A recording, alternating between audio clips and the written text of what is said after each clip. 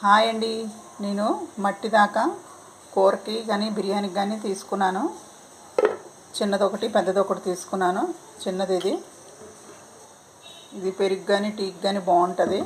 నేను 24 గంటలు వాటర్ వేసి పెట్టాను. ఇప్పుడు దీనికి సీజనింగ్ ఎలా చేయాలో చూపిస్తాను. వాటర్లోంచి తీసేసుకున్నాను. ఇప్పుడు పొడి క్లాత్తో శుభ్రంగా తుడుచుకోవాలి. పొడి క్లాత్తో శుభ్రంగా తుడుచుకున్నాను. ఇప్పుడు దీనికి మనం ఆయిల్ అప్లై చేసుకోవాలి.